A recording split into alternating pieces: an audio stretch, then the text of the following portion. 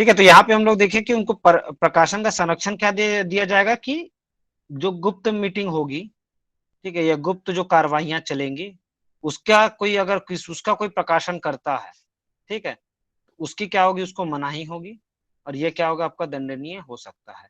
ठीक है, इस पर क्या है, किसी प्रकार का उसके ऊपर वो क्या कार्रवाई की जा सकती है। दूसरा है कि किसी अंश को अगर बोल दिया गया उसके सभापति अध्यक्ष द्वारा कि इसको हटा दिया जाएगा, तो उस बारे में कोई चर्चा नहीं होगी। ठीक, तीसरी बातें देखते हैं गिरफ्तारी से स्वतंत्रता के बारे में। ठीक, तो अब देखिए, अब मैंने आपको बताया कि ये जो इसका टाइटल है इसको मत भूलिएगा कभी भी। 105 की बातें, जो 3 बातें दी गई है, इसको हमेशा याद रखना है कि उसकी शक्तियां, विशेषाधिकार और उन्मुक्तियां। तो ये जो उनको गिरफ्तारी से स्वतंत्रता है वो क्या है, उसकी उन्मुक्तियां हैं।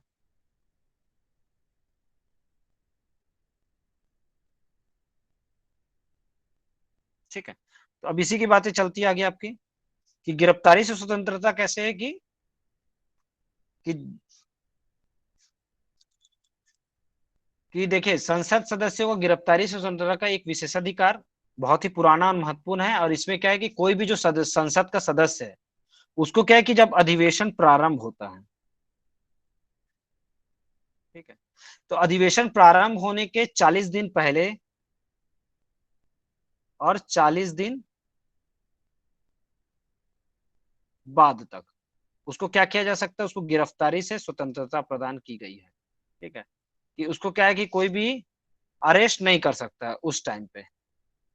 कब से कब तक, अधिवेशन जैसे आज चालू हुआ तो इसके 40 दिन पहले, और अधिवेशन खत्म होने के 40 दिन बाद तक।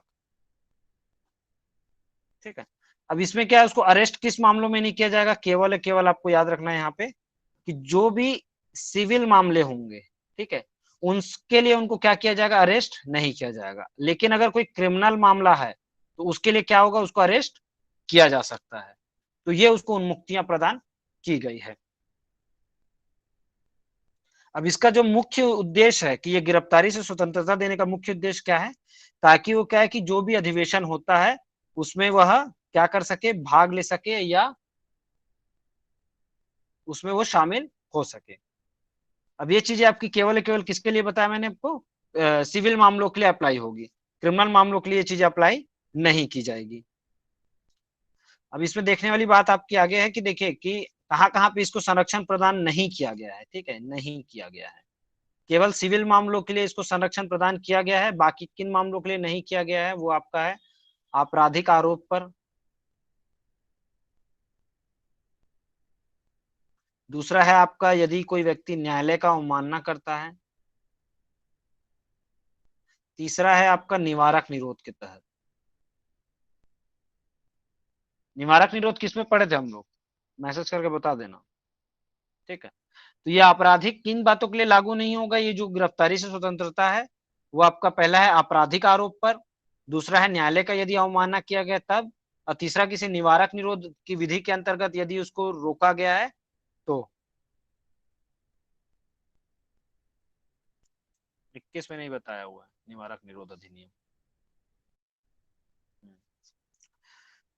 चलो, ठीक है,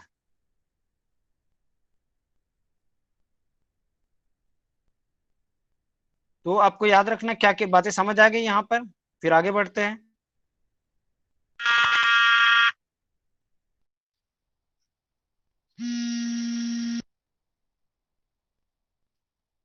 ठीक है, तो यहाँ पे क्या है कि केवल सिविल मामलों के लिए उनको संरक्षण प्रदान दिया जाएगा, किसी भी क्रिमिनल रिलेटेड मामलों में नहीं दिया जाएगा।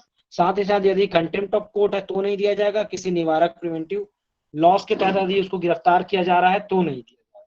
ठीक है, और अर्थात कि इन मामलों में वो क्या माना जाएगा, एक सामान्य नागरिक माना जाएगा। ठीक है, अब देखते हैं बाकी चीजें आपकी जो है इसमें, और इन विशेषाधिकारों के तहत आपका, तो आपका है गुप्त अधिवेशन चलाने का अधिकार। तो ये क्या है कि एक विशेष अधिकार है संसद का। ठीक है, और एक आपराधिक मामलों में किया जाता है, क्या किया जाता है, आपका गोपनीय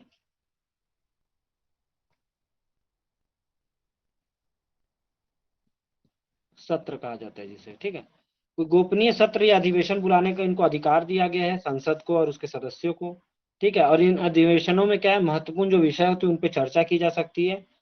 और इसमें क्या है कि जो ये जो होते हैं इसमें बाहरी जो व्यक्ति होते हैं जो संसद के सदस्य नहीं है उनका क्या होता है, प्रतिषेध किया जाता है, या उनको क्या है यहाँ पे उपस्थित उनका आना मना होता है वहां पे, ठीक है। और ये चीजें कब हुई थी, जो आपका याद रखने के तौर पे याद देखिएगा, 1914 से 18 के बीच एक बार हुआ था, और दूसरा 39 से 45 के बीच, दो बार तो का युद्ध के दौरान ऐसा अधिवेशन बुलाया गया था आजादी के पूर्व।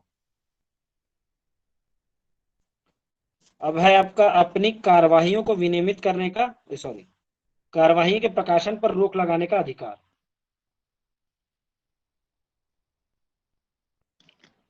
ठीक है। तो जो अब ये जो चीजें हैं आपकी, वो इंग्लैंड का जो हाउस ऑफ कॉमन्स था, ठीक है, उसी तरह भारत का जो लोकसभा है, तो उनको क्या है कि अपनी जो कार्यवाहियों के बारे में जो बात है उसको क्या है, रोकने का भी अधिकार है। कि ऊपर तो प्रत्येक व्यक्ति को दे दिया गया कि कोई भी व्यक्ति क्या है उसका प्रकाशन कर सकता है, लेकिन क्या है कि वो चाहे तो उसको रुकवा भी सकते हैं, यदि वो चाहे तो उसको रुकवा सकते हैं।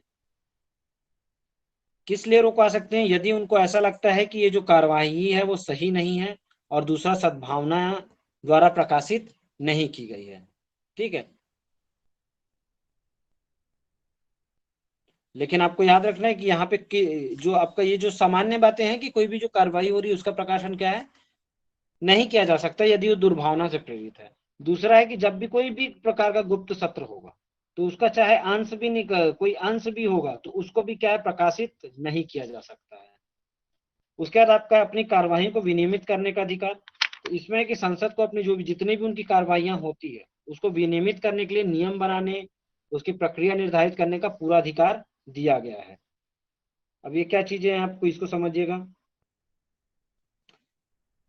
कि हमने बताया कि ऊपर प्रकाशन का, ठीक है, प्रकाशन का जो अधिकार है उसके लिए वो क्या कर सकता है, उसके लिए विनियम बना सकता है कि किस प्रकार से इसका प्रकाशन किया जाएगा, और उसके लिए वह क्या कर सकता है, प्रक्रियाओं का निर्माण कर सकता है।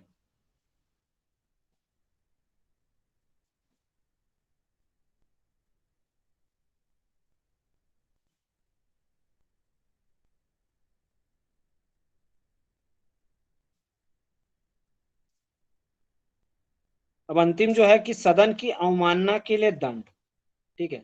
अब ये इतनी सारी उनको शक्तियां तो दे दी गई हैं, लेकिन अब तब भी कोई व्यक्ति क्या है, अगर कोई जो सदस्य है वो क्या करता है, किसी प्रकार का अगर सदन के साथ का अवमानना करता है, अवमानना साथ की सदन की जो कार्रवाइयां होती है उसको भंग करता है या उसकी जो गरिमा है उसको भंग करता है, ठीक है।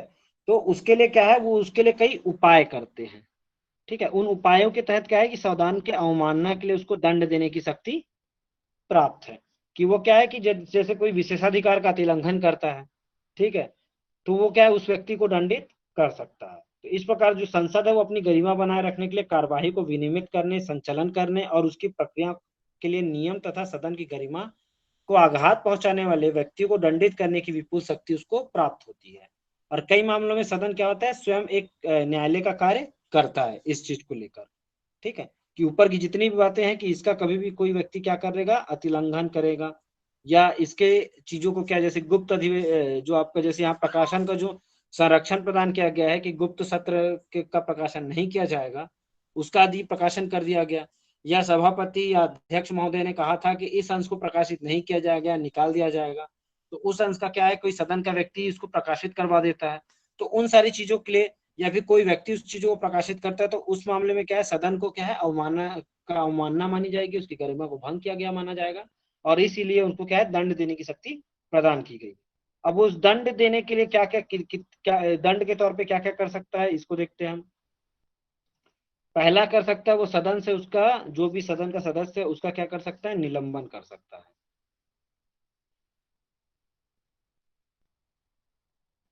दूसरा क्या कर सकता है, उसका निष्कासन कर सकता है। तीसरा क्या कर सकता है, उसको केवल चेतावनी देगा। चौथा उसको देगा कारावास, ठीक है। तो ये चार बातें वो कर सकता है अवमानना के दंड के तौर पे। तो निलंबन के तौर पे क्या है कि वो सदन से उसको क्या करेगा, निलंबित कर देगा किसी भी सदस्य को अगर निलंबित किया गया या तो उसका माना जाएगा कि अब वो पुनः कैसे आ सकता है, पुनः निर्वाचित होकर ही वहां पे वापस आ सकता है और उसका सदस्य पोस्ट वहां से खाली कर दी जाएगी। निष्कासन में क्या होगा आपका कि उसको सदन से निष्कासित कर दिया जाएगा, निकाल दिया जाएगा। निलंबन में उसका स्थान रिक्त हो जाएगा। ठीक है। चेतावनी में क्या है कि उसको एक चेतावनी देके छोड़ दिया जाएगा कि आप ऐसा कार्रवाई दोबारा नहीं करेंगे। और आखिरी में क्या है आपका कारावास की बात, कि यदि वो किसी बातों को नहीं मानता तो उसको क्या है साधारण कारावास की सजा भी दी जा सकती है। तो ये सारी चीजें आपकी थी, क्या थी उसके विशेषाधिकार के संबंध में, जो आपको फिर से हम देख लेते हैं इसको एक बार। जो आपका दिया गया 105 के तहत संसद के सदनों की तथा उसके सदस्य समितियों की शक्ति, विशेषाधिकार आदि के बारे में और उसकी उन्मुक्तियों के बारे में। तो इसमें शामिल है वाक स्वतंत्रता, संसद की कार्रवाइयों को प्रकाशन का अधिकार, संसद और राज्य विधानमंडलों की कार्रवाइयों का प्रकाशन का संरक्षण, गिरफ्तारी से स्वतंत्रता, गुप्त अधिवेशन चलाने का अधिकार, कार्यवाही के प्रकाशन पर रोक लगाने का अधिकार, अपनी कार्यवाही को विनियमित करने का अधिकार और सदन के अवमानना के लिए दंड की शक्तियों के बारे में। अब देखते हैं हम लोग इसके तहत 106। तो 106 आपका बताता है संसद के सदस्यों का वेतन और भत्तों के बारे में। तो यह है कि संसद के प्रत्येक सदन के सदस्य का जो वेतन है और जो भत्ता है, ठीक है, वो क्या होगा, कौन डिसाइड करेगा, आपका जो संसद है। वो कैसे करेगा, समय समय पर नियत करेगा। ठीक है। और उसके लिए क्या है, वो समय समय पर विधि द्वारा इसको निर्मित करेगा।